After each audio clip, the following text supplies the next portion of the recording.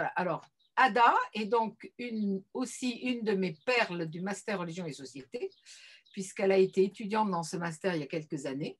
Mais auparavant, elle avait réussi une licence d'arabe à Grenoble, hein, si je me souviens bien.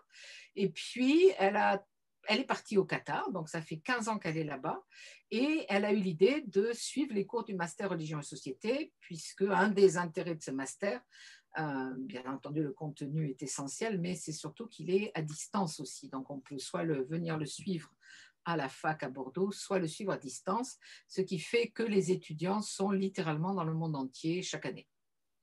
Et ensuite, piquée par le démon de la recherche, elle s'est inscrite en thèse avec moi, bien que je ne sois pas spécialiste de l'islam, mais assez quand même pour pouvoir la diriger, dans la mesure où mes collègues dans le département d'arabe, il n'y avait plus personne qui pouvait diriger de thèse, qui était professeur. Et donc, elle a continué ce qu'elle avait fait pour son mémoire, mais évidemment, le développant considérablement, puisqu'elle étudie les réalités sociologiques de l'islam au Qatar. Elle a la chance, elle nous l'expliquera tout à l'heure, hein, de parler arabe, bien entendu, d'être elle-même franco-marocaine d'origine, hein, et donc d'être très bien intégrée, ce qui n'est pas toujours le cas de tous les expatriés qui sont là-bas. Donc, elle s'intéresse plus particulièrement à l'évolution des comportements religieux de l'islam local face à l'ouverture et à la modernisation que connaît le pays depuis plusieurs décennies. Donc, elle va nous montrer son PowerPoint en faisant un partage d'écran, mais son plan va d'abord, vous allez voir, regarder la question du point de vue comparatif entre deux universités, deux mosquées, ensuite la condition des femmes, et puis ensuite elle entrera davantage dans les débats de géopolitique.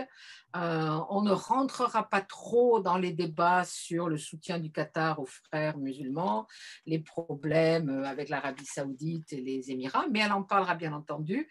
Et aussi, elle a fait une très bonne étude de la réaction au Qatar face aux problèmes en France de la publication des fameuses caricatures. Voilà, donc Ada, je vous laisse la parole. Donc vous savez, vous faites partager l'écran et comme ça, on va avoir votre PowerPoint. C'est bon? Merci beaucoup, voilà. Professeur Bernadette Rigal-Sella. Merci pour cet entretien. Merci pour l'ensemble des entretiens que j'apprécie.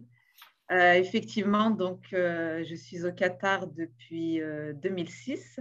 J'ai suivi mon mari qui est venu ici en tant qu'expatrié pour des raisons professionnelles.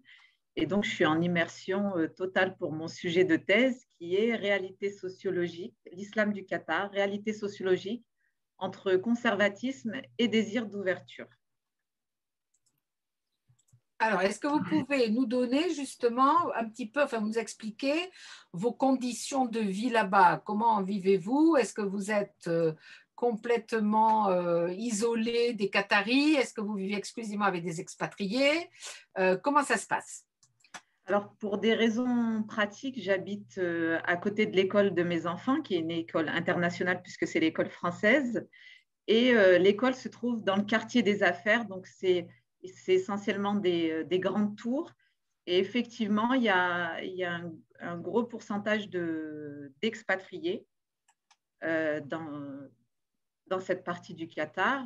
Mais on a quand même l'occasion de côtoyer des Qataris. J'en ai eu personnellement l'occasion parce que j'ai été étudiante en auditeur libre et à Qatar Foundation et à Qatar University, donc les deux universités que je vais comparer un peu plus loin dans l'entretien.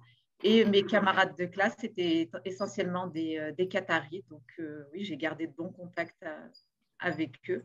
Et une autre particularité qui là s'élargit à l'ensemble des expatriés, c'est que le blocus qui vient de se terminer et qui a duré 3 ans a permis ce rapprochement entre la population locale et la population expatriée.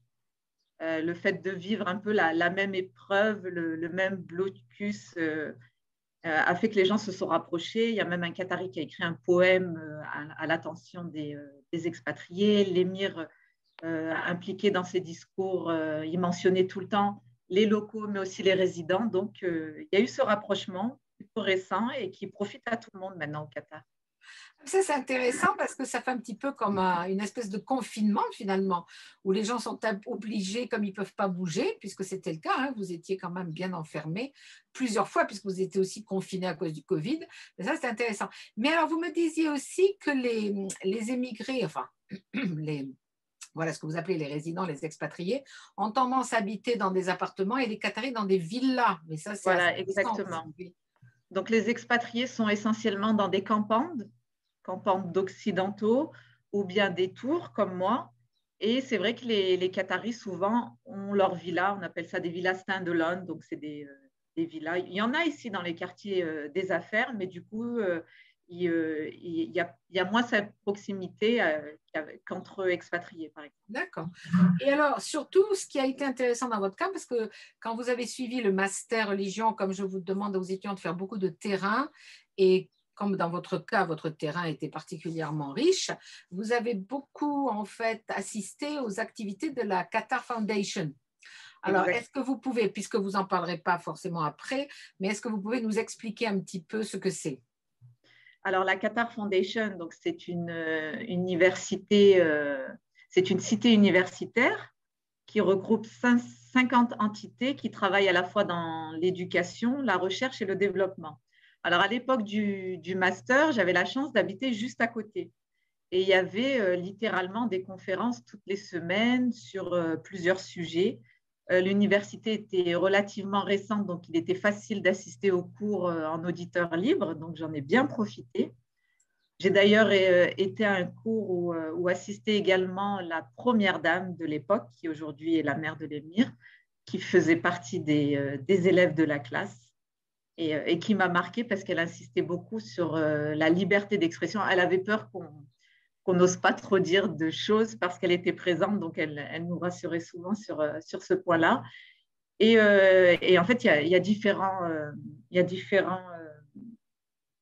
comment on appelle ça, différents centres de recherche, pardon, et sur différents sujets, et puis beaucoup d'événements, effectivement, y étaient organisés. Voilà,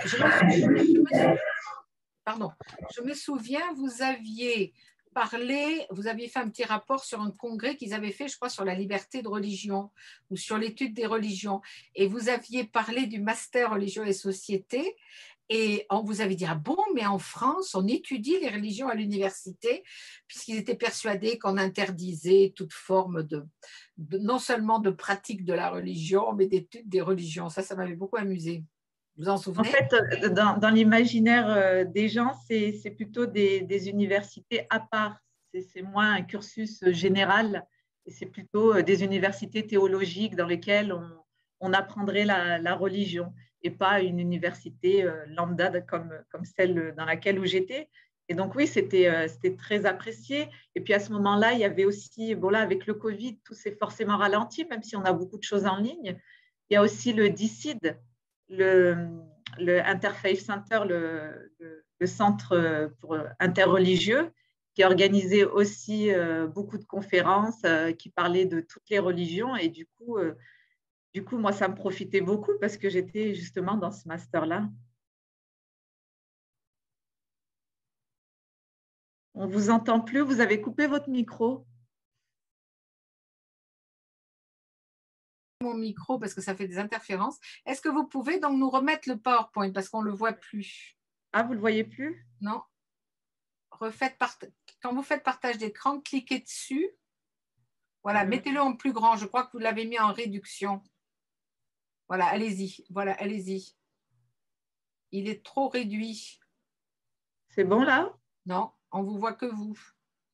Parce que j'ai rien changé depuis tout à l'heure. Donc peut-être je devrais arrêter le partage et Arrêtez le partage et recommencer. D'accord. Vous l'avez, vous, sur votre écran maintenant? Alors là, je l'ai remis. Est-ce que c'est Très bon bien. Voilà, c'est parfait. C'est parfait. D'accord. Donc je vous laisse y aller. Je vous laisse expliquer les premières diapos. D'accord. Donc ici, c'est le titre de notre entretien, Islam du Qatar face à l'ouverture et la modernisation. Et j'ai voulu commencer cet entretien par cette image parce qu'il illustre bien, l'exposé finalement. Parce qu'ici, on voit la cohabitation entre deux Qatars. Donc, le Qatar moderne, au fond, en arrière-plan, ce qu'on voit, c'est la corniche, avec donc toutes les tours, les entreprises, les hôtels de luxe. Et en premier plan, ce qu'on voit, c'est des bateaux traditionnels, des dos, qu'utilisaient les pêcheurs, parce qu'il faut savoir qu'avant que le Qatar devienne un pays riche, l'économie tournait autour de la pêche et de la perle. Donc, ces bateaux sont encore très présents au Qatar aujourd'hui, bien qu'ils ne sont plus utilisés, sauf pour le tourisme. Donc, voilà, il y a possibilité, quand on se promène sur la corniche, pour pas grand-chose, de prendre un de ces bateaux. Souvent, ils mettent de la musique et on fait une petite balade en mer et on revient sur le bord. Donc, voilà, c'était pour illustrer un peu l'entretien. D'accord. Ça, c'est intéressant parce qu'il y a eu un reportage il y a plusieurs années à la télé sur le Qatar. Et justement, ils avaient beaucoup montré cette économie de la perle. Oui. Mais ça ne se pratique plus du tout. Il n'y a plus du tout de pêche à la perle. Alors, je ne sais pas exactement, je pense que si, parce que, en tout cas, les références à la perle sont un peu partout au Qatar. Les références traditionnelles à la perle, on voit des perles un peu partout et c'est une fierté, ils en parlent beaucoup. Donc, je poserai la question, mais certainement. D'accord. Après, il y a beaucoup d'autres choses qui se sont développées au Qatar. Donc, est-ce qu'il y a des gens encore qui savent cultiver la perle? Je ne sais pas exactement. D'accord, très bien. Alors maintenant, est-ce que vous pouvez nous montrer, commencer en fait, à nous expliquer un petit peu la divergence en fait du Qatar, parce qu'à l'origine, c'était le travail que vous vouliez faire, c'était comparer la pratique de l'islam au Qatar et la pratique de l'islam en Arabie Saoudite. Et puis, c'est avéré au bout de 2 ans que vous n'y arriviez pas, car c'était quasiment impossible d'aller régulièrement en Arabie Saoudite. Ça, c'était bien avant le blocus. Et que, en fait, vous aviez suffisamment de matière au Qatar pour faire votre travail. Mais justement, on a besoin, nous, de voir un petit peu, puisqu'on entend souvent parler de l'Arabie Saoudite, du wahhabisme. Est-ce que vous pouvez nous expliquer donc un petit peu les divergences? Alors, effectivement, au départ, surtout dans les années où j'étais en master, j'avais eu cette idée parce que quand je disais que j'habitais au Qatar, souvent, il fallait que j'explique où est le Qatar. Et aujourd'hui, il n'y a plus besoin. Le Qatar s'est fait une place sur la scène internationale, il n'y a plus besoin d'expliquer. Et il a sa particularité. Et finalement, il y a beaucoup de choses à dire. Donc, se reconcentrer sur le Qatar, je trouvais que c'était une bonne idée. Vous étiez d'accord? Et donc, on est parti là-dessus. Donc, ici, c'est un plan qui est donc pour notre entretien. Et ce plan, les thématiques qui seront abordées sont là pour illustrer la réalité sociologique de l'islam du Qatar. Donc voilà, comme vous avez dit, il y aura la comparaison entre 2 universités, comparaison entre 2 mosquées et la gestion d'un espace mixte qui est qatarin. Pardon. Et ensuite, vous nous présentez d'abord le Qatar. Très bien. Voilà. Alors, le Qatar, comme vous voyez sur la carte, c'est vrai qu'on voit qu'il peut faire les gros titres, mais finalement, il ne prend pas beaucoup de place puisque c'est un petit pays. C'est un petit pays qui se trouve dans le Golfe Persique, à l'ouest de l'Arabie Saoudite, au sud de Bahreïn et au nord des Émirats arabes unis. Alors, sa frontière terrestre, vous m'aviez demandé, professeur, elle est uniquement avec l'Arabie Saoudite. Il n'y a pas de frontière terrestre avec le Bahreïn, avec les Émirats. Les Émirats. Donc, sa taille est de 11 437 km², donc à peu près équivalent à l'Île-de-France. Oui, si je peux rajouter juste un mot, la Gironde, par comparaison, c'est quelque chose comme 10 000 km². Donc, vous voyez, ce n'est pas très, très grand.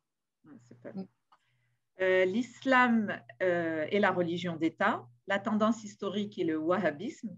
Le wahhabisme est présenté comme un courant de pensée puritain qui s'appuie sur une lecture littérale des textes.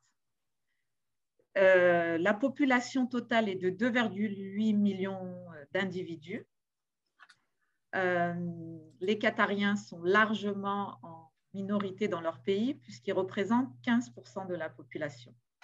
Il cohabite donc avec différentes cultures, différentes nationalités. Il y a plus de 100 nationalités au Qatar. 100, c'est énorme. Hein. C'est énorme. Ici, nous avons un graphique qui montre la diversité religieuse. Donc, voilà, il y a des musulmans en grande majorité, mais il y a aussi beaucoup de chrétiens qui viennent essentiellement des Philippines et de l'Occident, des hindous, tous les travailleurs asiatiques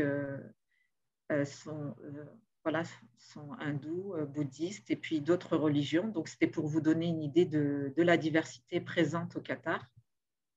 Et voilà, là, c'était une photo pour vous montrer qu'en peu d'années, ici, entre ces deux photos, il y a une trentaine d'années pour vous montrer comment les choses évoluent rapidement au Qatar et changent vite, tant au niveau du paysage, mais aussi au niveau des mentalités et du reste. J'ai une autre image qui va dans le même sens. Donc là, tout en haut, c'est la photo de la corniche en 2003, puis en 2015, puis en 2020.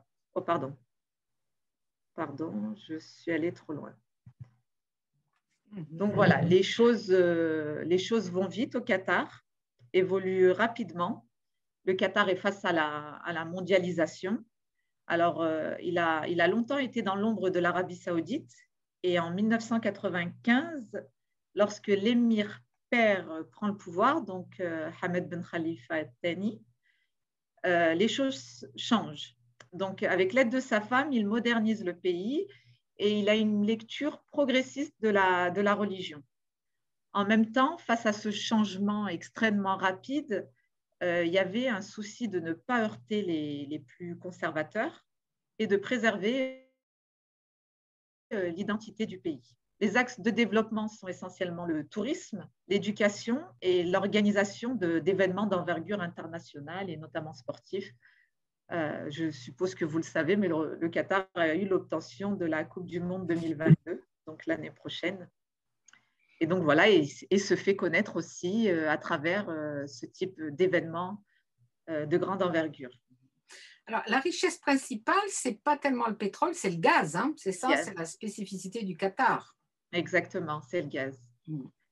Alors, donc, comme je disais, c'est posé la question du défi identitaire et ces dernières années, il y a eu un gros investissement pour raviver et mettre en valeur le patrimoine culturel. Par exemple, les dernières architectures font toutes référence au monde arabe. Je ne sais pas si vous avez vu le musée national du Qatar, le dernier en date, qui a été fait par Jean Nouvel, donc un Français. Le fils de ma prof d'histoire, pardon. Le fils de ma prof d'anglais, pardon, mon voisin. D'accord, donc lui, il a fait un musée en forme de rose des sables. Et ce musée raconte toute l'histoire du Qatar. Et pareil, les stades qui ont été construits là, pour la Coupe du Monde de 2022, c'est beaucoup des références au monde arabe. Donc, il y a un stade qui est en forme de tente bédouine, un autre qui ressemble au chéchia, vous savez, que portent les hommes, la blanche. Donc voilà, il y a de plus en plus de références au monde arabe parce qu'il y a une vraie volonté de conserver tout ce qui est traditionnel au Qatar. Et d'ailleurs, ça fait partie de la Qatar Vision 2030, qui est une feuille de route pour 2030. Et l'un des défis de cette feuille de route est donc de se moderniser tout en préservant les traditions. D'accord, très bien. Alors, donc, voilà. Je vous laisse faire, je vous laisse présenter. Donc, avec ces changements rapides, la question qui se pose, comment l'islam du Qatar, originellement wahhabite et conservateur, réagit-il à ces changements? Donc, voilà, ouverture sur le monde, modernité, mais aussi tradition, cohabitent et s'entremêlent. Et pour illustrer ces propos, j'ai choisi de faire des comparaisons. Donc, d'abord, une comparaison entre deux universités. Donc, ici, nous avons Qatar University, qui est la première université du pays. Elle a ouvert en 1977.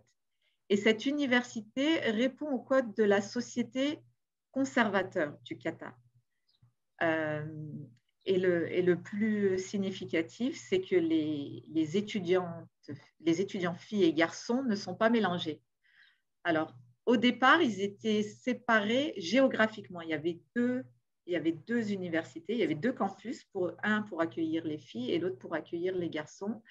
Ça a quand même évolué parce qu'aujourd'hui, l'université, la fac de médecine, par exemple, elle est mixte. Et tout ce qui est master et doctorat, c'est mixte aussi. Par contre, pour le reste, ça reste séparé, mais ils sont dans un même bâtiment. Alors, est-ce que c'est dans une volonté de transition pour l'avenir ou est-ce que c'est pour rendre les choses plus pratiques? Parce que seuls les élèves sont séparés. Les enseignants, eux, enseignent à la fois aux filles et aux garçons. Donc ici, on voit bien qu'il n'y a que des filles autour des bâtiments de Qatar University. Et alors justement, pardon, vous dites que les professeurs, ça peut être des hommes ou des femmes qui peuvent enseigner de manière indistincte aux hommes et aux femmes, aux jeunes hommes et aux jeunes femmes? Ou est-ce qu'il y a femmes enseignent, comme en Arabie Saoudite, hein, les femmes enseignent aux femmes et les hommes enseignent aux hommes? Non, non, non. Là, un enseignant, il a sa discipline, il va donner un cours aux hommes, puis il va donner exactement le même aux femmes. D'accord. Et là, voilà, donc nous avons les bâtiments du côté garçon. Donc là, nous avons des étudiants qataris sur la photo. Alors ici, c'est un sas que j'ai pris en photo. Et donc, ça permet au personnel, puisque lui, il peut passer d'un côté à l'autre du bâtiment, ça permet au personnel de passer. Là, on ne le voit pas sur la photo, mais il y a écrit « Seules les personnes autorisées ont le droit de passer ». Donc, d'un côté, il y a les étudiantes filles, de l'autre, il y a les étudiants garçons. Et ce sas est emprunté par ceux qui ont l'accès aux deux côtés. Et ensuite, nous avons, à quelques kilomètres de Qatar University, nous avons Qatar Foundation. Donc, j'en ai parlé un petit peu tout à l'heure en introduction. Donc, je disais que c'était 50 entités qui travaillent dans l'éducation, la recherche et le développement, et qui est un style un petit peu à l'américaine. Et d'ailleurs, elle abrite plusieurs universités américaines. Alors ici, comme vous voyez sur les photos, il n'y a pas du tout de séparation filles-garçons. Donc ici, c'est les étudiants de Georgetown University qui posent donc pour une photo. Et nous avons après une photo d'une remise de diplôme où pareil, comme vous pouvez le voir, il y a à la fois des filles et des garçons. Donc voilà, on a deux universités, on a deux campus universitaires dans le pays. Un qui rappelle les débuts de l'université au Qatar et qui a des codes plus conservateurs, et l'autre qui est complètement progressiste et ouvert sur le monde. Et typiquement américain. Et typiquement américain, effectivement. Alors maintenant, les mosquées, là, parce que ça c'est intéressant, mais les mosquées, c'est passionnant aussi. Donc voilà, pour faire une deuxième comparaison, donc, j'ai choisi deux mosquées, deux des plus grandes mosquées du Qatar. Ici, nous avons la mosquée de Qatar Foundation, donc du campus que je viens de décrire. Et donc, comme vous voyez, il y a 5 piliers en dessous, décorés de versets du Coran qui représentent les 5 piliers de l'islam. Il y a deux minarets. C'est une très grande mosquée, donc il y a deux grands minarets de 90 mètres. L'une représente la lumière et l'autre le savoir. Et l'architecte qui a dessiné cette mosquée a déclaré « Dans un monde troublé, la mosquée de Qatar Foundation suggère qu'un espace islamique peut être contemporain et progressiste. » Donc, c'est l'image de l'université finalement et donc de sa mosquée. Dans cette mosquée, il y a des amphithéâtres dans lesquels sont donnés des cours de religion, et là, les cours sont mixtes. Donc, il y a quand même une grosse différence parce que là, on parle de religion et même dans ce domaine-là, les cours sont mixtes. Les discours sont progressistes et c'est aussi une mosquée qui expose beaucoup. Il y a beaucoup d'expositions culturelles. Donc, je vais vous montrer. Là, je vais continuer à vous montrer les photos. Donc là, c'est l'extérieur de la mosquée sous les deux minarets. Donc, on voit les étudiants. Ici, c'est encore l'extérieur, encore décoré de versets du Coran. Donc, voilà, c'est des baies vitrées. Je souhaite vivement que vous puissiez venir la visiter parce que c'est magnifique. Et là, c'est une des expositions dont je vous parlais. Alors, ici, sur les marches de la mosquée, on voit des plantes qui viennent du, du coranique botanique, donc du jardin botanique. Et sa particularité, c'est que sont exposées dans ce jardin botanique des plantes mentionnées dans le Coran. Donc voilà, il y a des expositions en lien avec la religion musulmane. Donc dans un contexte très occidental, on trouve des références à la religion musulmane. Donc je continue avec les photos. Donc là, c'est une photo de l'intérieur. Alors là, c'est l'espace réservé aux femmes. Alors, là, une des autres particularités de cette mosquée, c'est que la surface de prière est la même pour les hommes et les femmes. Et ce n'est pas, c'est pas courant dans les mosquées. Donc, j'ai envie de dire, en plus d'être futuriste, cette mosquée, elle est féministe. Donc, voilà, pour la mosquée. Là, on voit oui. Oh là là, le son est horrible. Pouvez-vous me dire ce que c'est les tables au milieu? Alors, c'est des petites tables pour pouvoir poser son Coran, son cahier. Donc, c'est un côté pratique. D'accord, d'accord. Des petites bibliothèques, oui. Voilà, oui. Oui, souvent, on y trouve des Corans rangés à l'intérieur. D'accord. Donc, ça, c'est le minbar. Hein, là, du coup, on est du côté des hommes. L'imam se place ici donc, pour diriger la prière. Et donc, un design très moderne, toujours des versets du Coran pour décorer. Et voilà. Et maintenant, on passe donc à la deuxième mosquée. La deuxième mosquée, qui est la dernière en date construite dans le pays. Cette mosquée, c'est une référence forte aux traditions religieuses puisqu'elle porte le nom du fondateur du wahhabisme qui est Mohammed bin Abdel Wahhab. Donc, comme vous pouvez le voir, l'architecture, elle est plutôt épurée, de couleur sable. Elle rappelle le passé et une amie qatarienne m'a dit elle fait penser aux mosquées du Qatar avant que le Qatar devienne riche.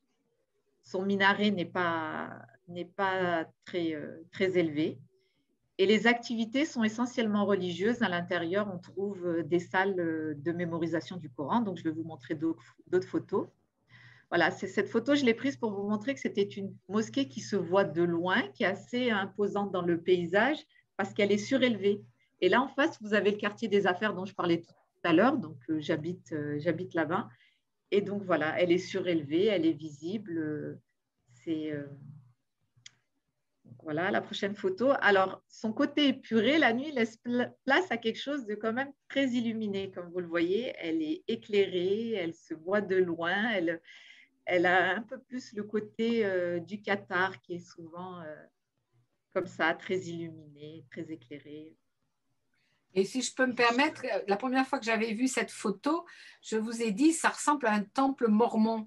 Parce que les temples mormons qui ont une architecture pas si éloignée finalement, puisque ça c'est une espèce d'alliance de temples mésopotamiens et d'églises gothiques la plupart du temps, avec des grandes flèches, mais la nuit, il éclaire comme ça, et donc avec un éclairage qui part de l'intérieur des tours, et ça se donne à peu près le même aspect assez fantasmagorique, très impressionnant de ces architectures religieuses la nuit, qui sont là pour être vraiment vues à n'importe quelle heure du jour et de la nuit. C'est impressionnant. Et quand on se promène là-bas, en fait, la cour est très grande, il y a beaucoup de fontaines. Donc, oui, c'est très grand et très visible. Et vous m'aviez parlé du minaret aussi. Alors, j'ai fait des recherches. Ah oui, oui, oui. Parce que vous me disiez que ça ressemble à un phare. Oui. Alors, j'ai questionné des guides, questionné des étudiants en architecture. Alors, je n'ai pas la réponse exacte, mais par contre, le mot minaret en arabe vient du mot phare. Ah, d'accord. Vous n'avez pas totalement. Et d'ailleurs, il y a une mosquée au Qatar qui s'appelle Fanar qui est aussi une référence au phare. D'accord. Donc, parce que plus que les autres minarets, oui, ça ressemble plus à un phare que les autres minarets qu'on peut voir de mosquées à la ottomane ou des choses comme ça. Là, c'est vraiment frappant, oui, oui. D'accord. D'accord, très bien. Donc là, nous avons une photo avec un groupe de femmes expatriées qui, pour la visite de la mosquée, parce que la mosquée propose des visites en dehors des heures de prière. Donc là, elles ont mis la tenue, donc la abaya, qui est la longue robe noire, et le châle pour pouvoir visiter la mosquée. Ensuite, j'ai une photo donc, de l'intérieur, hein, avec des grands lustres. C'est très espacé, très grand. Mais racontez alors pour les stalles, parce que ça c'est Ah amusant. oui.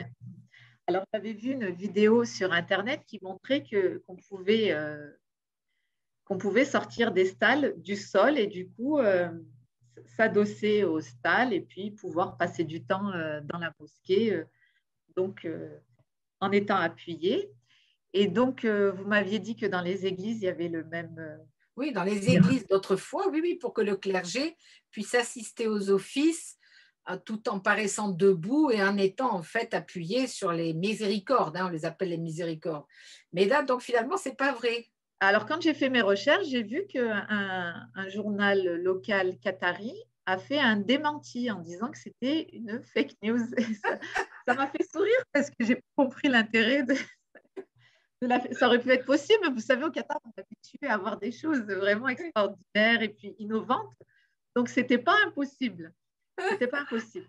Sauf en ce moment, parce qu'avec le Covid, il y a des mesures sanitaires qui font qu'on n'a pas le droit de rester longtemps à la mosquée.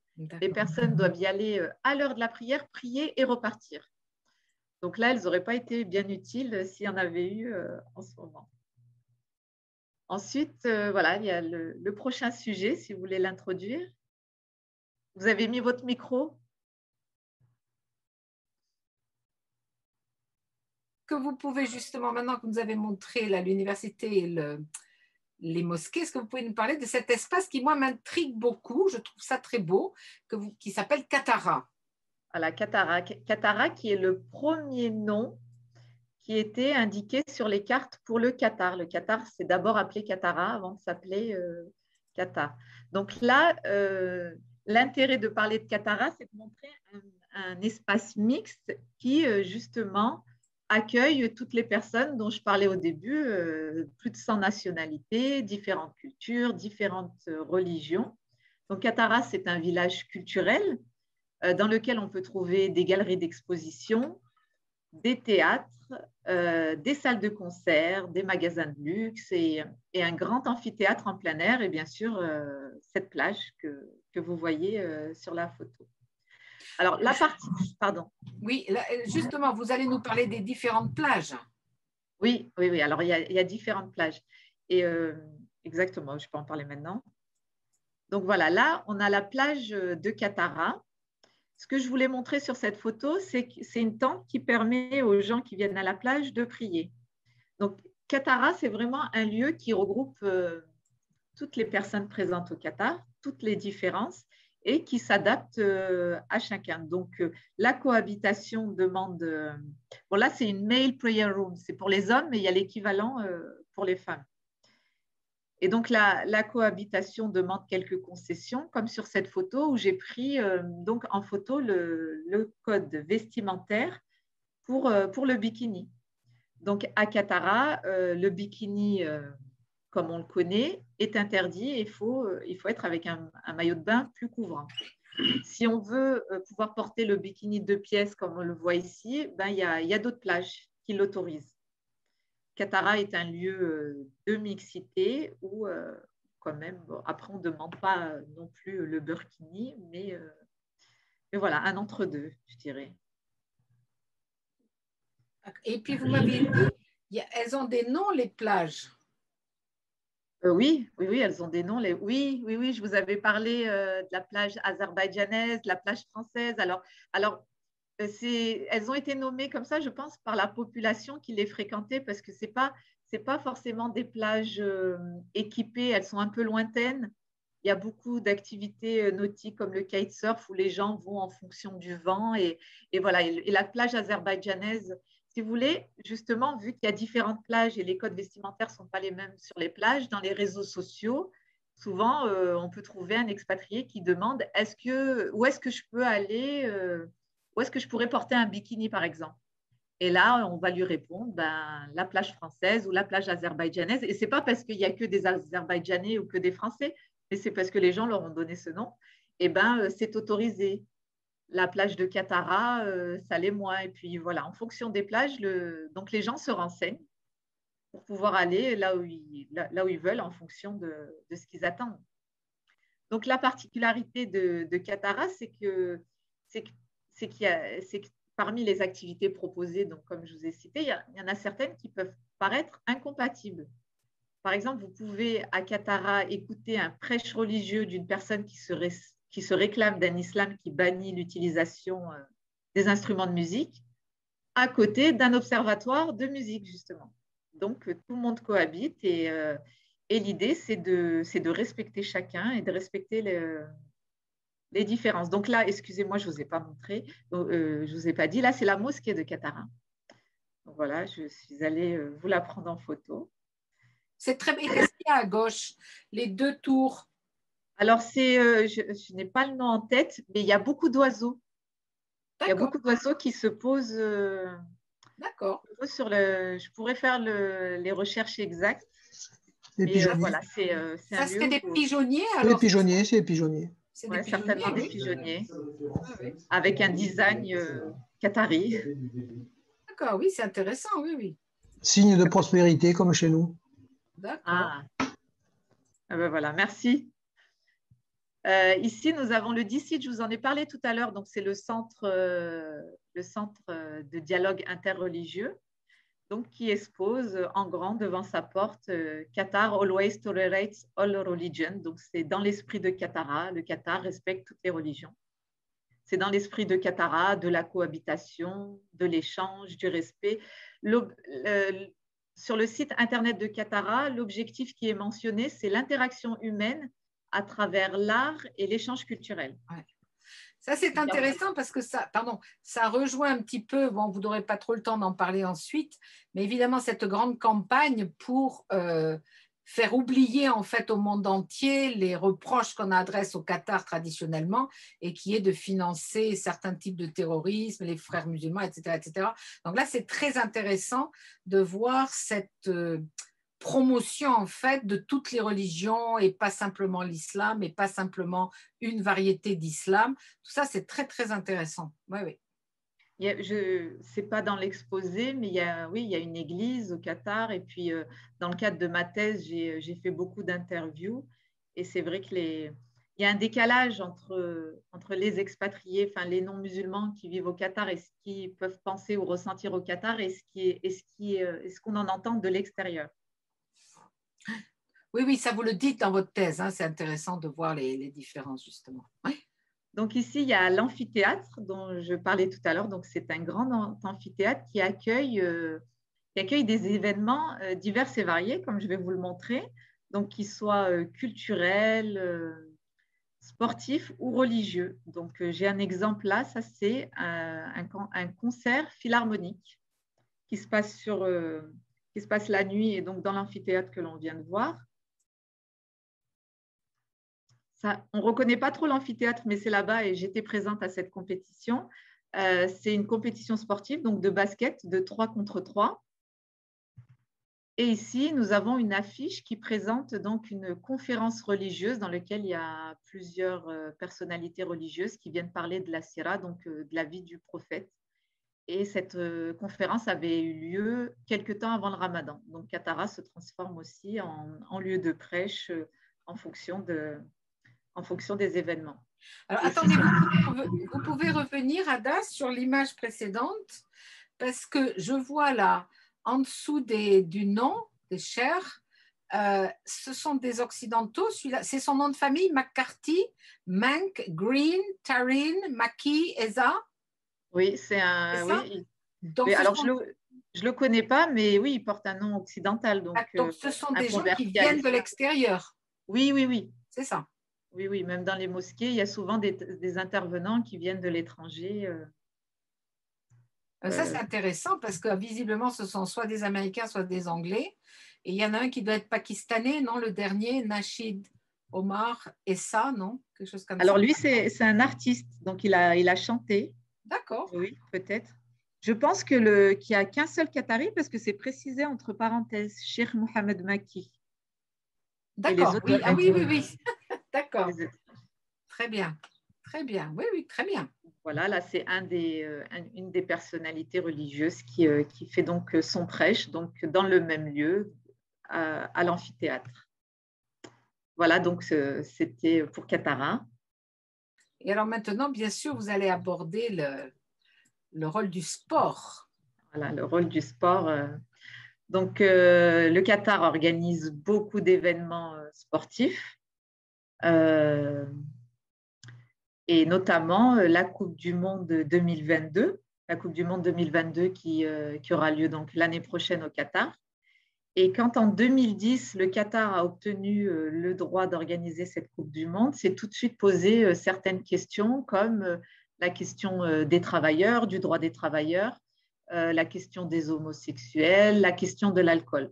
Donc là, je vais parler de la gestion de l'alcool parce que le Qatar, du coup, a déclaré, donc, face à toutes les interrogations, l'un des organisateurs a déclaré: ce que je peux dire, c'est que l'alcool sera disponible, peut-être pas aussi abondamment que dans d'autres pays, mais il y en aura. Donc, en 2019, le Qatar a testé le concept de la fan zone. Donc, il y a eu la finale de la Coupe du monde des clubs de foot, donc une compétition internationale de foot. J'étais dans les stades ce soir-là. De toute façon, généralement, quand il y a un événement sportif, je suis dans les stades parce que j'aime beaucoup ça. Et quand on vit au Qatar, on a cette chance de pouvoir voir du beau sport. C'est relativement accessible, c'est pas très cher et puis c'est toujours pas très loin. Donc, j'en profite beaucoup avec ma famille. Et donc, ce soir-là, j'étais présente et j'ai visité la fan zone donc avec une personne qui travaille dans l'événementiel sportif que j'ai interviewé dans le cadre de ma thèse et donc qui m'a accompagnée dans la fan zone pour m'expliquer un petit peu comment ça marche. Donc, la fan zone, c'est un espace où il y a beaucoup d'ambiance, des écrans géants avec des vidéos, de la musique et il y a aussi des buvettes. Alors, l'alcool n'est pas exposé. Il n'y a pas de promotion ou de publicité pour l'alcool. L'alcool est rangé derrière des comptoirs. Donc, il y a un menu et la personne qui veut en consommer, donc dans cette fan zone qui ne se trouve pas au stade, mais à l'extérieur du stade, passe sa commande et on le sert l'alcool sans voir la bouteille ou l'étiquette dans un gros gobelet en plastique et toujours pas de pub. Donc, il n'y a aucune promotion de l'alcool. Et par contre, il est possible d'en boire. Il y a eu des interviews ce jour-là d'anglais parce que Liverpool était en finale. Et ce qui ressortait, c'est que les supporters étaient plutôt satisfaits de cette organisation. Ils trouvaient qu'il y avait de l'ambiance. Le point négatif, c'était le prix élevé de l'alcool. Ils n'avaient pas l'habitude de payer aussi cher pour boire. Voilà. On n'imagine effectivement pas des Anglais assistant à un match sans pouvoir boire. Donc, c'est vrai qu'il va être ancien. Alors, justement, quand on en a discuté, ça me rappelait, parce que pour nous, Français, cette politique vis-à-vis de l'alcool paraît passablement hypocrite, hein, puisqu'on en vend, mais on le cache, etc. Mais il y a eu les mêmes questions qui se sont posées à Salt Lake City, chez les Mormons, lors de l'organisation des Jeux olympiques d'hiver. Donc ça, c'était en 2002. Moi, j'y suis allée cette année-là, pas aux Jeux, mais juste après. Et il y avait le même problème puisqu'on ne peut pas consommer d'alcool dans les espaces publics en Utah. La vente d'alcool est un monopole de l'État de l'Utah et on ne peut en consommer que dans des hôtels, enfin publics, hein, que dans des hôtels si on a la carte de membre de l'hôtel.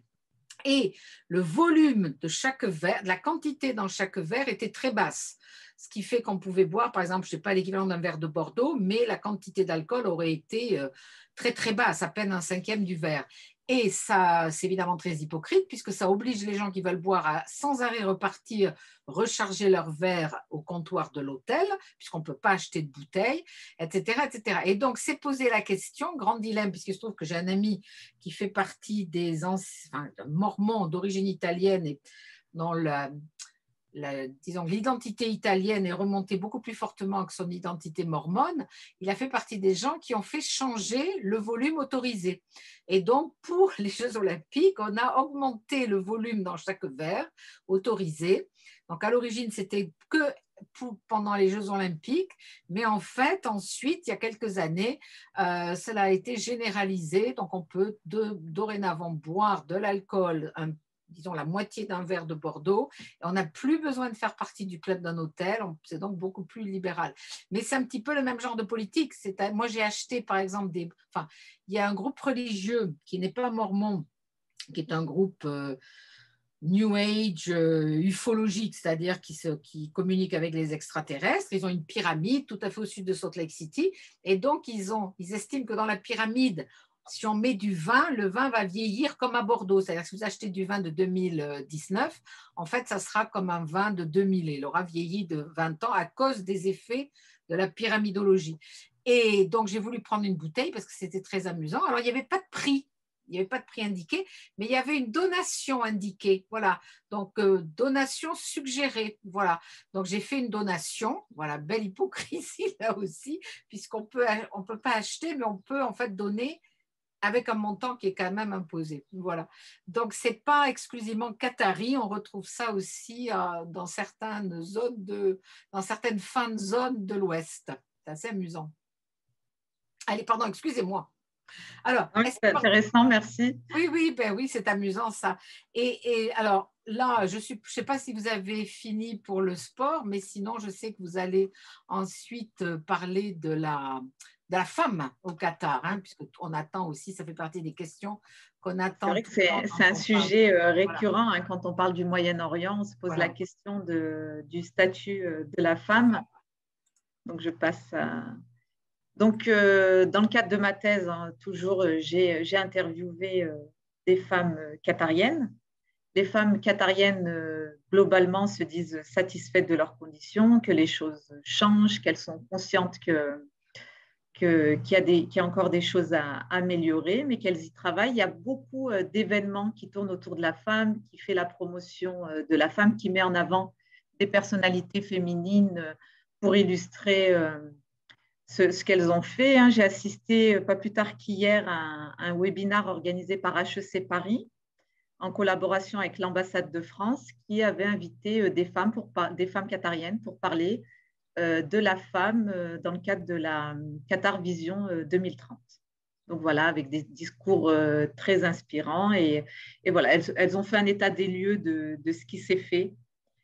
Parce que tout à l'heure, comme je vous disais, quand l'émir Père a pris le pouvoir en 1995 et qu'il a cherché à moderniser son pays avec l'aide de sa femme, Sheikha Moza, dont on va parler, c'est à partir de ce moment-là que les choses ont évalué. Elles font donc un état des lieux de ce qui a été fait et de ce qui reste à faire parce que l'égalité totale n'est pas atteinte. Mais elle fait partie de la Qatar Vision 2030. Un des objectifs est l'égalité homme-femme. Donc ça, c'est la vision d'un point de vue qatari. J'ai aussi cherché à savoir la perception des expatriés dans le pays en leur posant la question à travers un questionnaire, comment définir les spécificités sociétales relatives au statut de la femme. Donc là, vous avez les résultats du questionnaire auxquels 257 personnes ont répondu. Donc, comme on le voit, pour 42%, les femmes participent à toutes les sphères de la société sans distinction et sans aucune restriction. Ensuite, pour à peu près 29%, les femmes sont présentes dans la société et participent activement de manière contrôlée. Donc, les gens, quand ils disent de manière contrôlée, ça veut dire qu'il y a toujours un homme, un père ou un frère derrière qui contrôle un peu ce que fait la femme. 28% des sondés disent que les femmes sont présentes dans la société et participent activement sans aucune contrainte familiale ou religieuse, mais dans la limite de certains domaines définis. Donc là, on pense aux hôpitaux, aux écoles et à certaines administrations, donc des domaines dans lesquels on trouverait des femmes. Et moins de 1%, donc seulement 2 ont dit que les femmes ne participent pas activement dans la société. Après, quand on vit au Qatar, que ce soit une expatriation de courte durée ou de longue durée, surtout dans le domaine professionnel, ben, il est évident que les femmes sont bel et bien visibles et présentes dans différentes sphères de la société qatarienne. Donc, il est... Pardon. Non, non. C'est intéressant parce que c'est certainement un des grands marqueurs de différence avec l'Arabie Saoudite. Exactement. Où, on permet juste maintenant aux femmes de conduire. C'est déjà un énorme pas. Mais moi, quand je suis arrivée en 2006, elles conduisaient déjà. Elles occupaient déjà des postes à responsabilité.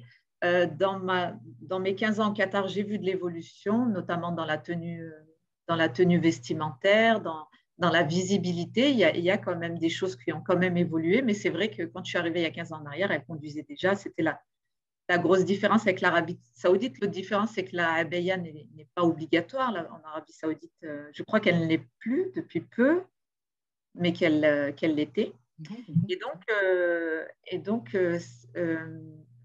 Donc, cette évolution, on ne peut pas en parler sans parler donc de Sheikha Moza, qu'on voit ici sur cette photo en noir, qui est aujourd'hui la mère de l'émir actuel, mais qui était la première dame quand c'était son mari qui était émir.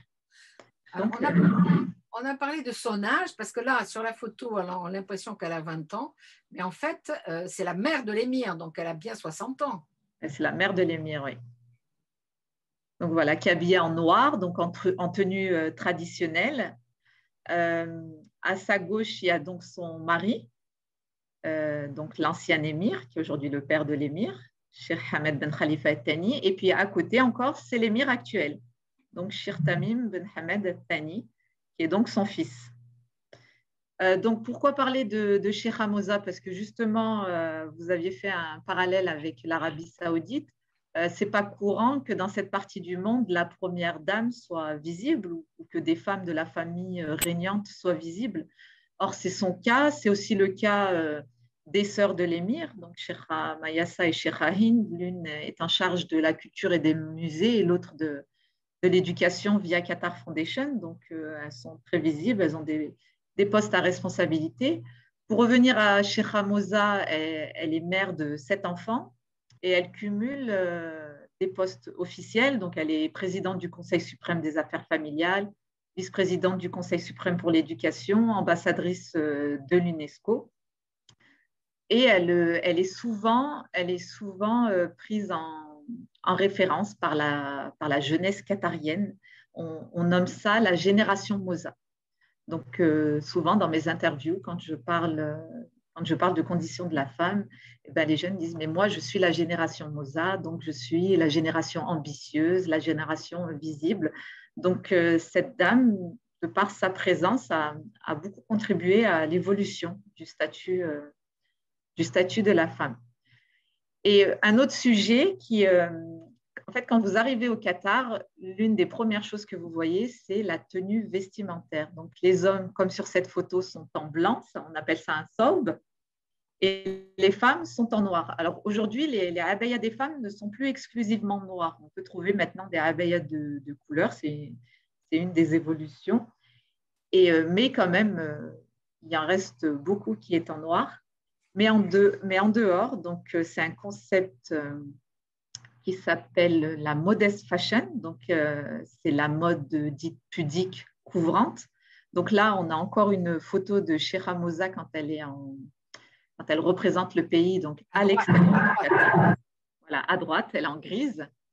À l'extérieur du Qatar, bon, elle devient littéralement un icône de mode, puisqu'ici, elle est habillée par un couturier français, Stéphane Roland. Donc on voit qu'initialement, la robe a des manches courtes, et elle a été réadaptée pour Cheikha Moza. Donc, les manches ont été rallongées et puis un voile a été rajouté pour couvrir les cheveux. J'ai une deuxième photo dans le même style, sauf qu'ici, c'est la jupe qui a été rallongée, mais les cheveux sont toujours couverts. Donc voilà, une volonté d'être à la fois moderne, de s'adapter à différents contextes, mais de répondre aux principes religieux en termes de tenue vestimentaire. Elle est magnifique, elle est magnifique, cette émir. Alors, je confirme, je l'ai vue en vrai, comme je vous disais, en cours à Qatar Foundation. Elle est grande, élancée et magnifique. Ah oui, elle est très, très belle. Mais alors, vous me disiez, là, dans votre thèse, vous avez fait toute une partie tout à fait intéressante sur les mariages où quand les femmes sont entre elles et où visiblement, on va être moins dans la façon, dans la modeste fashion, hein, la mode très pudique. Vous pouvez nous en parler un petit peu. Vous n'avez pas mis de photos parce que Non. peut-être que vous ne pouvez pas, mais c'est passionnant. Vous pouvez nous expliquer Non, un petit alors effectivement, l'idée, c'est de répondre aux conditions religieuses. Et quand les femmes sont réunies entre elles, donc il n'y a pas d'hommes, ben finalement, elles peuvent s'habiller comme elles veulent. Donc souvent, dans les mariages, ça se passe dans des grands hôtels. Ben déjà, quand on arrive, on nous prend le portable parce que justement, pour ne pas prendre de photos, en fait. Justement, les femmes, là, vont pouvoir retirer leur abaya et puis certaines ont des tenues vestimentaires, mais c'est vrai que pour beaucoup ont des tenues souvent, elles portent de la haute couture, elles ont les moyens et puis elles ont des tenues occidentales et pas forcément couvrant. Ce n'est plus une condition parce que on se retrouve entre femmes. Et ça, c'est très bien parce qu'elles sont des très bonnes clientes de la mode française, hein, et du luxe français. C'est impressionnant, oui, oui. Exactement, ce que je disais, c'est que la demande et les moyens financiers ont permis un tour de force qui fait que ce n'est pas les Qatariennes qui se sont adaptées à la mode, mais comme vous le verrez sur cette photo, la mode s'est adaptée aux Qatariennes et aux femmes du Golfe en général, parce que là, on a des grands couturiers comme Dolce & Gabbana qui ont fait des abayas. Donc, c'est quand même une tenue couvrante. Et puis là, pour le coup, il y a le châle qui, voilà quoi, ça fait vraiment Qatari. Et c'est la fille de Cheikh Hamoza, donc Cheikh Mayassa, dont je vous parlais tout à l'heure, qui est en charge des musées et de la culture. Lors de l'inauguration du musée construit par Jean Nouvel, elle avait porté aussi une abaya faite par un couturier français de la marque Balmain.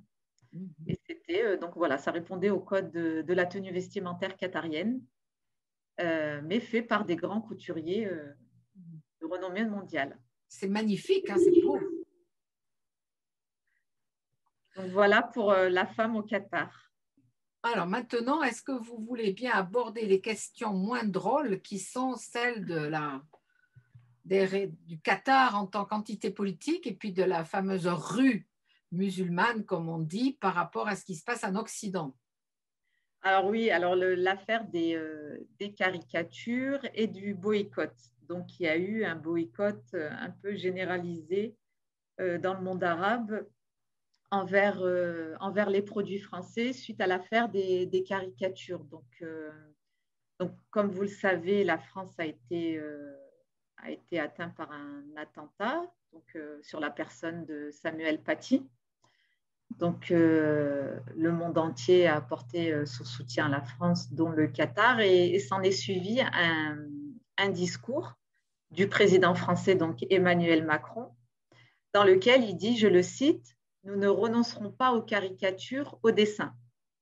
Il faut savoir qu'avant ce discours, il y en avait eu un, toujours du président français, dans lequel il avait dit que le monde musulman était en crise. Et à ce moment-là, il y avait eu une forte réaction déjà sur Twitter, sur les réseaux sociaux. Je dis Twitter parce que dans le monde arabe, c'est surtout Twitter qui est utilisé. Et suite à cette phrase, donc ce n'est pas l'ensemble du discours qui a gêné, mais c'est cette phrase, et ben ça a un peu ravivé tout ça. Donc, il y a d'abord eu une forte réaction sur les réseaux sociaux. Et ensuite, il y a un mouvement de la part de la population et des entités privées qui ont choisi donc, de boycotter des produits français. Et ça a commencé par des enseignes. Ça a commencé par l'enseigne Elmira, qui, elle, on a vu des vidéos dans les médias où ils retiraient des magasins, ils retiraient donc tous les produits français. Ici, on voit un peu comment ça s'est organisé. Donc, c'est d'un côté, on voit que ça s'est organisé sur les réseaux sociaux. Et d'un autre côté aussi, dans les magazines publicitaires, donc là, on a un marketing orienté. Donc, comme vous voyez sur la photo, là, on a de l'eau gazeuse. Et une chose nouvelle, c'est qu'on a le pays de la provenance qui est indiqué en gros. Ce n'était pas le cas avant le boycott. Et bien sûr, à ce moment-là, il n'y avait plus le drapeau français. Ici, en haut, on a de l'eau pétillante qui vient de Grande-Bretagne et en dessous d'Italie. Là, c'était donc 3 jours après le début du mouvement. Je me suis rendue donc, à Katara. Ce lieu, c'est à Katara, donc c'est aux Galeries Lafayette. Et d'un côté, on a le Café Fauchon, qui est donc une enseigne française. Et juste en face, on a un café italien. Donc, je prends la photo du Café Fauchon et comme vous pouvez le voir, elle est vide, il n'y a personne. Je demande à la serveuse et elle me dit qu'il y a un mouvement de boycott envers les enseignes françaises et qu'effectivement, personne n'était venu se poser à ce café. En face, comme vous pouvez le voir, là, entre les 2 photos, il y a 2-3 secondes. Hein. C'est le même soir, c'est le même moment. En face, comme vous pouvez le voir, c'est relativement bondé. Le même jour, donc pas très loin de ce café, je suis rentrée chez Louis Vuitton, donc une autre enseigne française. Et pareil, il n'y avait personne et la vendeuse m'a dit qu'elle avait eu beaucoup moins de clients, qu'elle en avait eu quand même quelques-uns, mais beaucoup moins de clients. Après, le boycott des cafés n'a pas duré longtemps parce que 2 semaines après, je suis repassée dans cette même rue. J'y vais à vélo. Moi, je fais mon tour de vélo de chez moi. Je vais à Katara à vélo. Donc, je suis repassée à vélo dans cette rue. Et puis là, il y avait du monde assis à toutes les terrasses, dont Fauchon. Mais justement, il y a une différence entre… Ah oui, voilà, ça, c'est les affichages. Mais aussi, vous allez nous expliquer la différence entre le discours des autorités et en fait la réaction des gens, de la rue, ce qu'on appelle la exactement, rue. Exactement.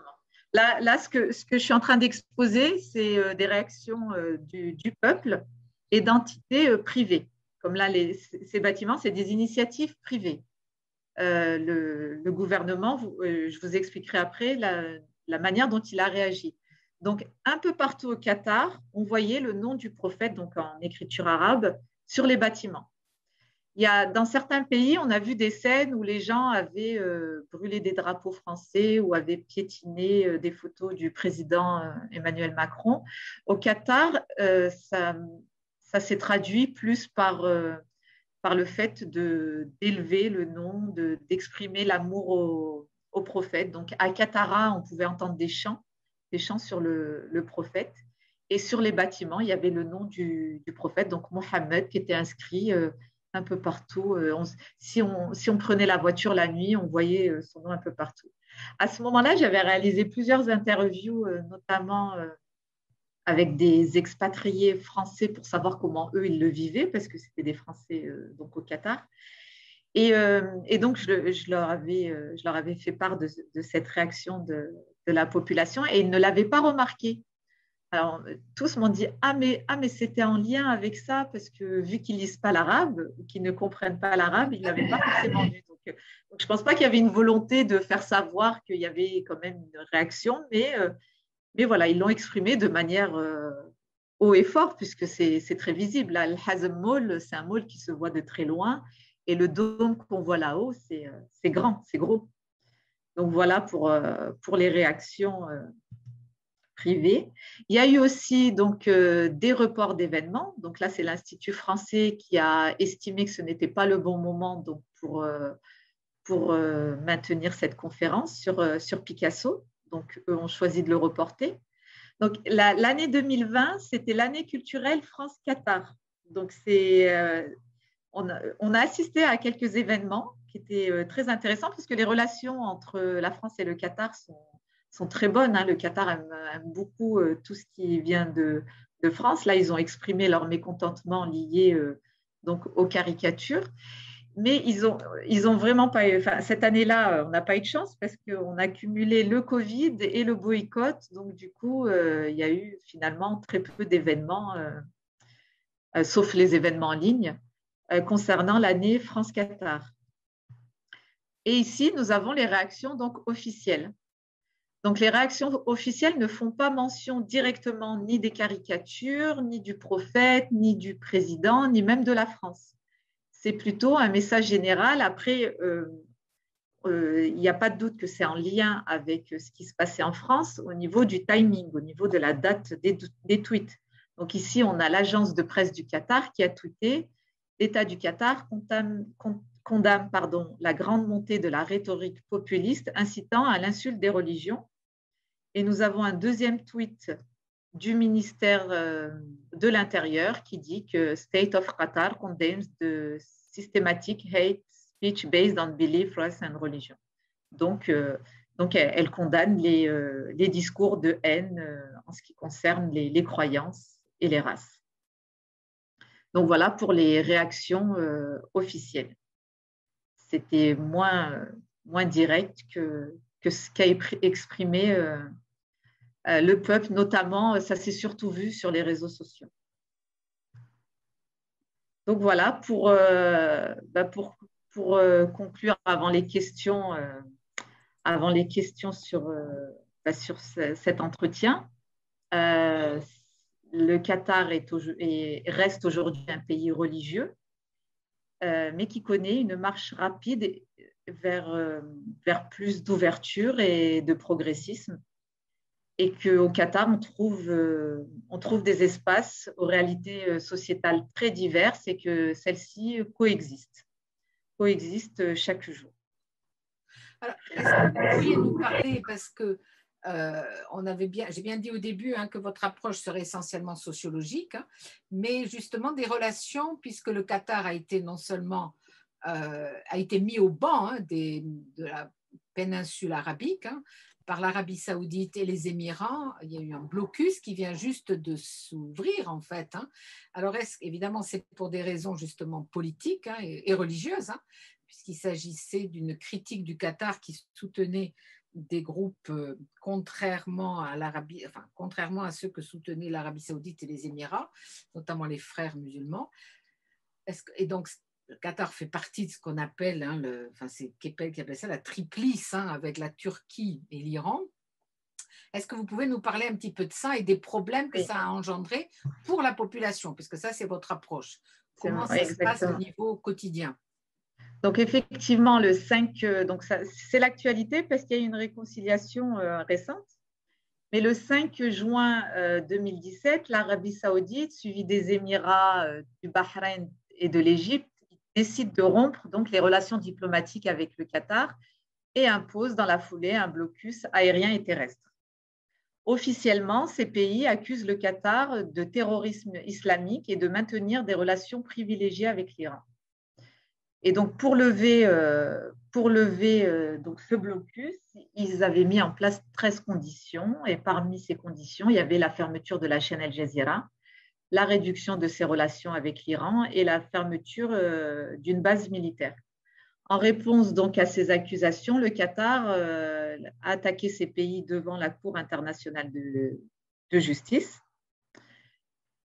Et le 5 janvier dernier, à El Oula, donc en Arabie saoudite, a eu lieu les réconciliations donc, entre Mohammed Ben Salman, qui est le fils du roi d'Arabie saoudite, et l'émir du Qatar. Il y a eu une image dans laquelle on voit une accolade donc, entre les deux hommes de ces deux pays qui marquait donc, la fin du blocus. Effectivement, comme vous le disiez, ce qui m'importe dans les recherches, c'est de voir comment la population réagit face à tous ces événements, comment aussi l'islam réagit face à tous ces événements. Et donc j'étais présente au Qatar quand le blocus a été annoncé et le mois sacré du Ramadan venait de commencer de quelques jours. Alors c'est vrai que c'était quand même assez surprenant parce que un blocus de l'Arabie saoudite en plein mois du Ramadan, en plein mois sacré, voilà, ça a choqué. C'était contraire à ce que représente le pays en termes donc de religion. Et en fait, là, je vais vous parler d'un prêche, d'un imam un an après, donc au Ramadan suivant, où il a dit que finalement, dans ce blocus, beaucoup de principes religieux ont été bafoués, puisqu'en islam, il est interdit de couper les liens du sang. Il faut savoir qu'il y a beaucoup de mariages mixtes dans la région. que les conflits entre voisins sont également interdits ou ne doivent pas perdurer.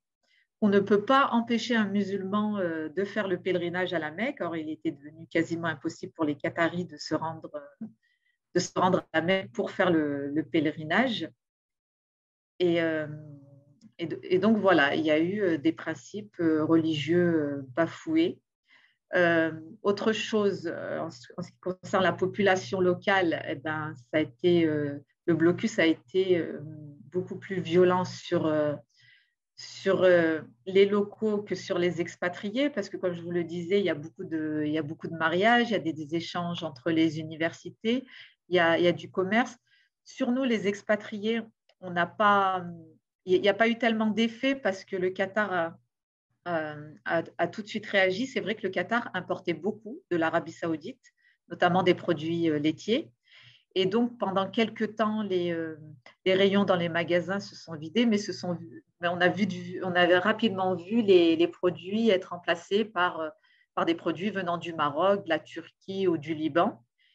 Et très rapidement, en fait, le Qatar a monté sa propre société qu'elle a appelée Beledna, donc en réponse aussi au blocus, puisque Beledna, ça veut dire notre pays.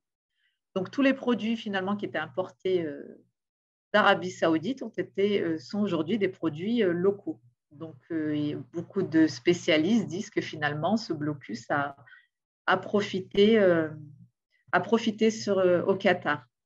Un autre point qui m'a marqué, c'est ce que je disais au début, c'est que la frontière entre expatriés et locaux, eh ben, s'est effacée. Il y avait une sorte d'unité. Comme vous disiez, on vivait la même chose. On était face à ce blocus ensemble. Donc, il y a eu ce poème, il y avait les discours officiels qui mentionnaient les expatriés. Moi, j'avais été invitée par une famille qatarienne pour l'Aïd et j'avais l'impression qu'ils nous remerciaient parce qu'ils avaient dit le président Macron soutient le Qatar, c'est quelqu'un de bien. Donc, voilà, il y a eu cette proximité qui était, je l'avoue, agréable. Et tant mieux, je pense que ça peut perdurer du coup. Donc voilà, la dernière chose que je voulais dire en termes de réaction, c'est que quand il y a eu la réconciliation, donc faut savoir qu'au Qatar, comme vous l'avez vu pour le prophète, dès qu'il y a un événement heureux, il est célébré de partout, donc il y a des lumières, Et là, je trouvais que tout le monde était sur la réserve, malgré l'image forte de deux hommes qui, donc l'accolade entre l'émir du Qatar et le fils du roi. Eh ben, la population est sur la réserve, il n'y a pas eu d'effusion de joie. Je pense que les gens attendent de savoir ce que ça va donner, ce que veut dire réconciliation, parce que finalement, après 3 ans, eh ben, peut-être qu'il en faudra un peu plus qu'une accolade, certainement, pour que les choses s'arrangent réellement. Voilà. Si vous avez d'autres questions. Avant de laisser tout le monde vous poser des questions, dans votre thèse, vous parlez pas mal, et là on n'en a pas du tout parlé, de la télévision Al Jazeera. Est-ce que vous pouvez dire quelques mots juste sur son évolution, Al Jazeera? Donc la chaîne Al Jazeera est une des composantes qui justement a fait connaître le Qatar, donc l'a placé sur la scène internationale. Et c'est aussi une chaîne qui dérange beaucoup les pays voisins. Et la preuve, c'est que, comme tout à l'heure, je vous disais, pour relever le blocus, ils avaient émis 13 conditions. Et l'une d'entre elles, c'était justement la fermeture de la chaîne Al Jazeera. C'est aussi une chaîne qui donne une certaine liberté de ton.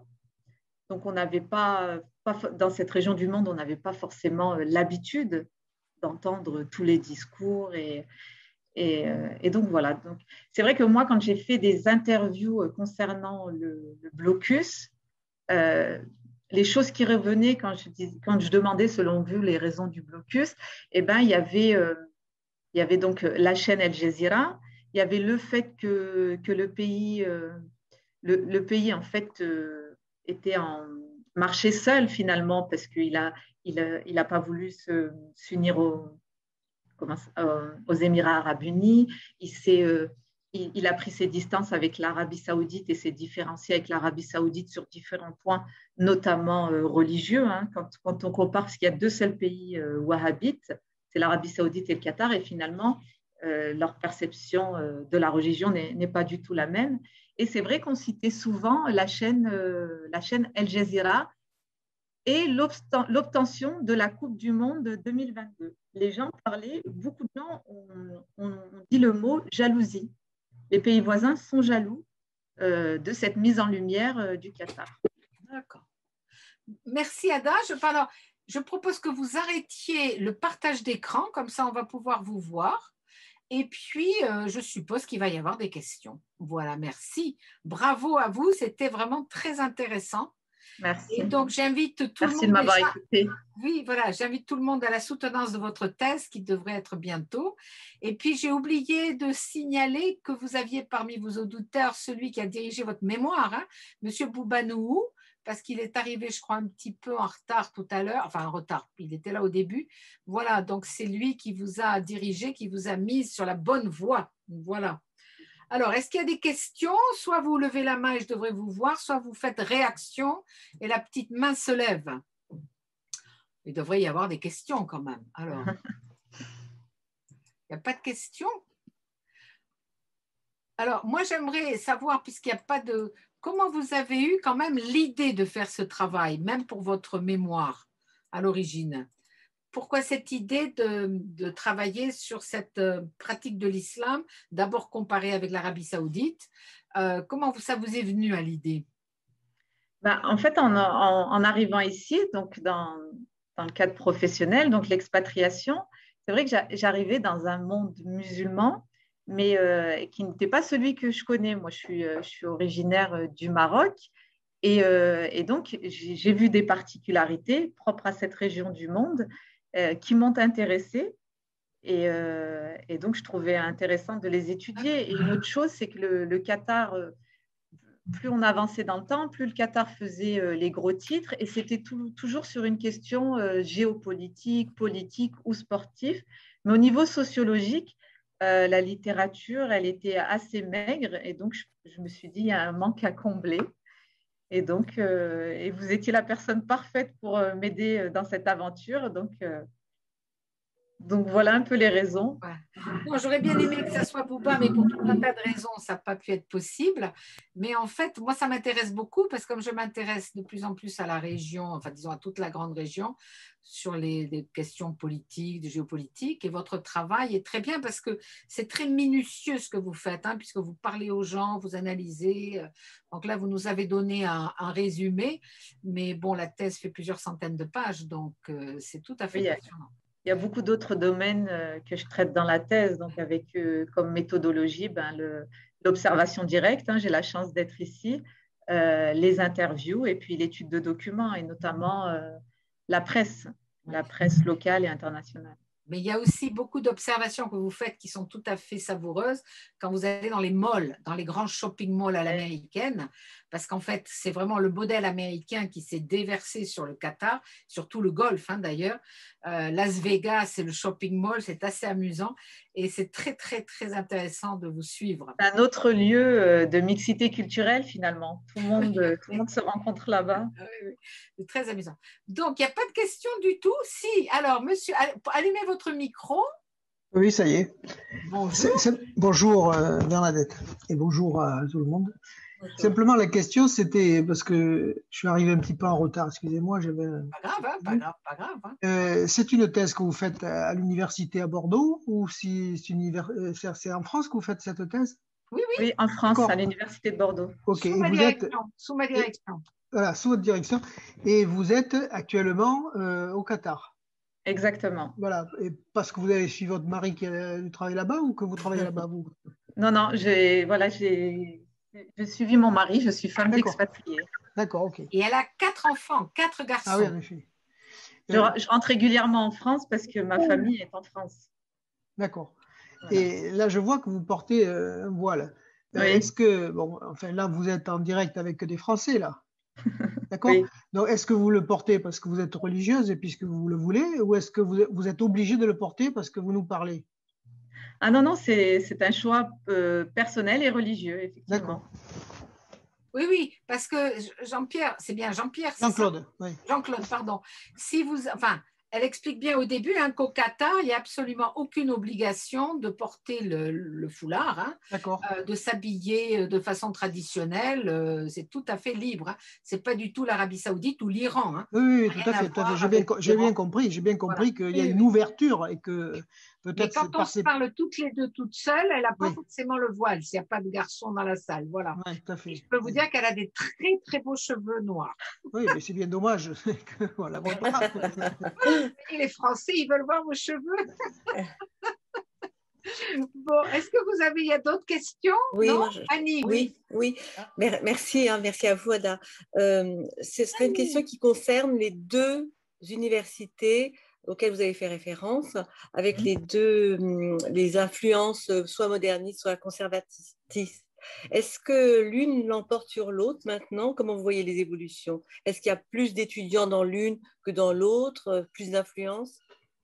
Alors, Qatar Foundation est plus grande en taille.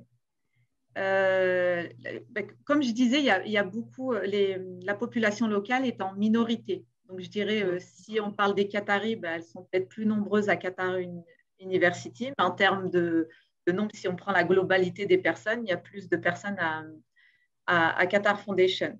Après, Qatar University, en peu de temps, a beaucoup évolué parce que, comme je disais, au départ, c'était deux campus géographiquement séparés. Oui. Et aujourd'hui, ce n'est plus le cas. Et puis, ça s'arrête au master. À partir du master, il y a de la mixité. Donc, Qatar Université, de manière plus lente, se tourne quand même vers le modèle Qatar Foundation. Mais je ne suis pas convaincue qu'elle passera complètement de l'autre côté, si je peux dire ça comme ça, parce qu'il y a vraiment une volonté de la part des dirigeants de ce pays de conserver un caractère traditionnel, et ça se voit dans différents aspects de la société. Merci. Benoît, vous avez une question? Ah, mettez votre micro, Benoît. Vous m'entendez? Oui. Oui, alors moi, j'ajoute une pierre à la modernité des Qataris que j'ai rencontrés moi, pendant mes recherches. Je très mal. Vous pouvez monter votre son? Est-ce que vous m'entendez mieux comme ça? Oui. Voilà, alors je vais prendre le micro devant. Je disais les Qataris que j'ai rencontrés, et j'ajoute une pierre à la modernité des militaires qataris que j'ai rencontrés pendant mes recherches, puisqu'ils sont accueillis en France dans le cadre d'échanges de formation. Ils sont formés une partie pour les pilotes sur des installations militaires françaises, donc je les ai rencontrés. Ils sont assez peu exigeants en termes d'installation, car on leur avait préparé des salles de prière. Pouvez-vous reculer, Benoît? Reculez-vous un peu, ça fait… Voilà. Pardon, voilà. Je disais qu'on leur avait préparé des salles de prière qui étaient relativement spartiates, et qui étaient relativement maigres en termes de qualité, et qu'ils avaient fréquemment la visite d'un imam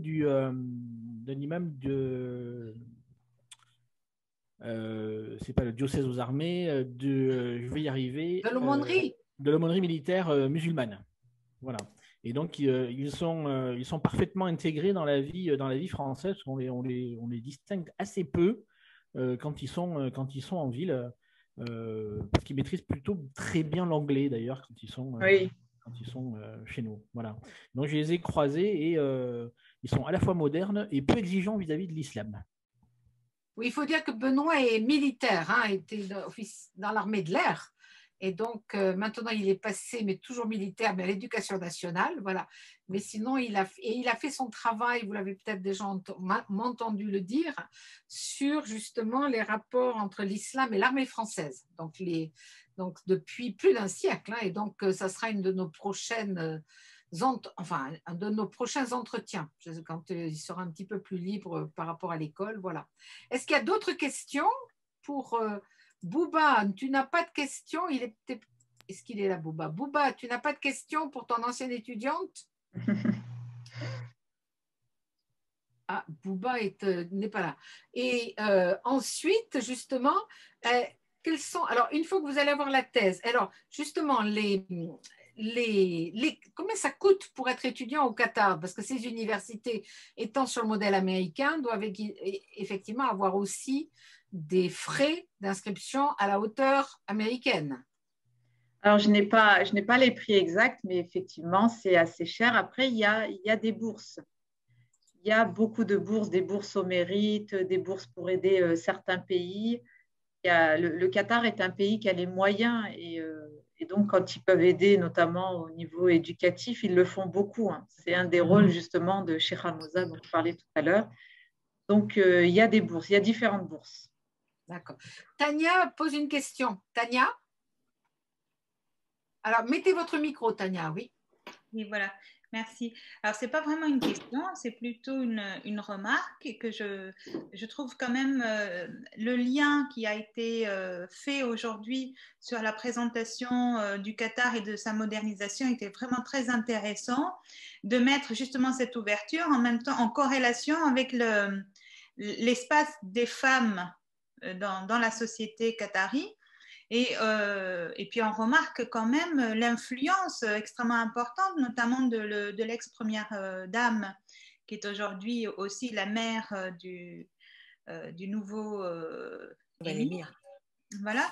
Et donc là, on ressent bien quand même l'influence de cette dame et l'influence finalement des femmes dans ces sociétés-là, que je salue vraiment et que je respecte beaucoup. Alors bravo. Alors, est-ce que c'est parce que l'exposé nous a été présenté par une femme, justement, qui a été sensible à cela? Je ne sais pas, mais en tout cas, voilà, ça fait plaisir de voir ça et de montrer justement à quel point ça peut être très important d'accorder une place dans les hautes sphères, on va dire, dirigeantes aux femmes. Et je reste persuadée que quand même, il peut y avoir beaucoup d'évolutions, beaucoup de changements et de progression grâce aux femmes au Moyen-Orient. C'est évident que la jeunesse, elle est ambitieuse et puis elle est éduquée, elle veut sortir de l'ombre. Dans les universités au Qatar, il y a beaucoup plus de femmes que d'hommes. Les chiffres montrent même qu'elles réussissent mieux. Donc oui, il y a un côté combattante et on citait l'exemple de Sheikh Hamza. Finalement, il ne faut pas hésiter parce que parfois, il en suffit d'une pour lancer toute une génération. Et oui, merci de l'avoir souligné. Et justement, son fils n'est pas marié, il n'a pas d'épouse. Ah si, il est marié. C'est également une femme publique. Donc, on la voit beaucoup moins que Sheikh Hamza. Sheikh Hamza est restée quand même dans l'idée la première dame du pays. Hein. À elle seule, elle représente le Qatar. Mais oui, dans les médias, on la voit. Il y a eu des remises de diplômes justement à Qatar University et c'est elle qui les avait remis. Il y avait eu un événement autour des chevaux, donc El Shaqab est pareil, elle a remis les prix. Elle est également visible et présente. Très bien. Bouba, tu ne veux rien dire à ton ancienne étudiante? Ben, merci, Khada. Je vous en prie. Bonsoir. Bonsoir. Alors, moi, ma question va concerner plutôt l'après-boycott. Hein, à partir de 2017, puisqu'on a vu, après le boycott, il y a eu la Turquie, aussi l'Iran, qui sont venus au secours du Qatar, sachant bien que ce n'est pas les mêmes pratiques religieuses. Est-ce que le fait que les Turcs et les Iraniens arrivent a eu un impact sur la vision religieuse au Qatar? La diversité religieuse, c'est un fait au Qatar, de par la population présente au Qatar.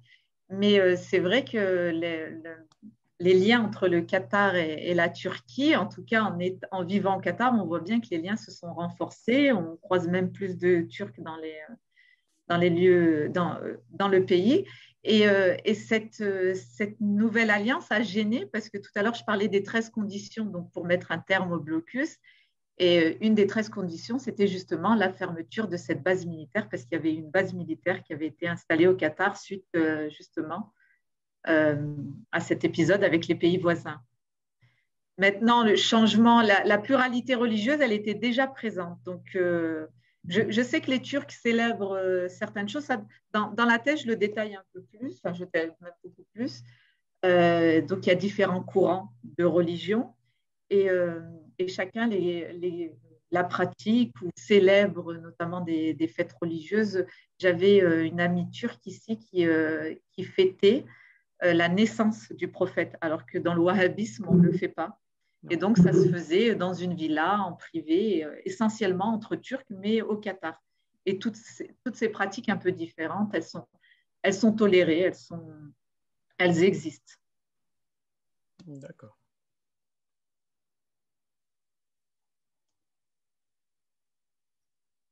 Moi-même, il y a des choses qui m'ont surprise par rapport à l'islam que je pratique. Parce qu'on dit que le Qatar a une lecture, enfin le wahhabisme a une lecture littérale des textes. Alors, par exemple, j'ai déjà accueilli des Qataris en France et comme disait tout à l'heure monsieur, là je vois que votre prénom Benoît. En termes d'exigence, alors au restaurant, c'est vrai qu'il se peut qu'un Qatari va commander de la viande, alors que nous, en ayant grandi et en vivant en France, on a toujours fait en sorte de trouver de la viande halal, donc, et qu'eux n'avaient pas cette exigence-là, parce que leur lecture, justement, littéraliste des choses, disait, ben, si je mange de la viande chez une personne qui est issue d'une religion du livre, cette viande est autorisée également. Et c'est vrai que moi, ça m'a surprise. Après, je l'ai compris quand on me l'a expliqué et ça m'a surprise. Et un autre exemple ici, bon, vous l'avez vu à travers les photos, les femmes sont assez coquettes, sont assez raffinées et coquettes. Et c'est vrai que le premier Ramadan au Qatar, j'avais une voisine qui venait d'Algérie et qui me dit, mais tu as remarqué, c'est le Ramadan et elles sont toutes maquillées parce qu'au Maghreb, pendant le mois de Ramadan, mois de spiritualité, ben, les femmes font moins d'efforts pour paraître attrayantes. Du coup, ne se maquille plus. Mais elle me dit, mais c'est pas bon si elle jeûne. Et finalement quand on voit quand on voit les interdits pendant les jours de jeûne, ben, c'est de boire, de ne pas manger, de ne pas avoir de relations sexuelles pour simplifier. Mais rien ne traite du maquillage. Donc, dans cette lecture un peu littéraliste, c'est vrai qu'il y a des choses comme ça qui étaient différentes et que finalement, le culturel a une grande part dans ces sociétés aussi. Elle se maquille en plus beaucoup, je pense, hein, d'après ce que vous me disiez. Oui, ça fait partie de les mariages et tout ça, c'est un maquillage extravagant, oui. Oui, ça fait partie de la culture locale. Hein. Une des premières choses aussi qui m'a frappée, c'est le nombre de salons de beauté au Qatar. Il y en a beaucoup.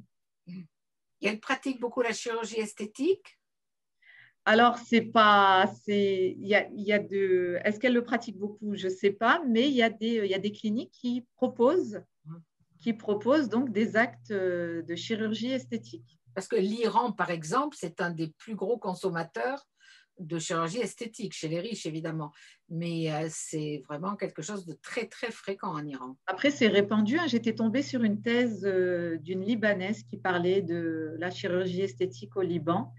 Et c'est vrai qu'il n'y a pas...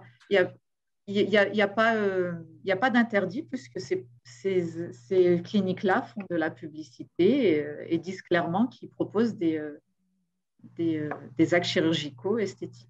Ah oui, ce n'est pas interdit. En Iran, c'est public. Hein, oui. Très bien. Est-ce qu'il y a quelqu'un encore qui veut poser des questions? Sinon, Ada, nous allons arrêter l'enregistrement, vous comme Tania comme moi. Et puis, nous allons vous dire au revoir.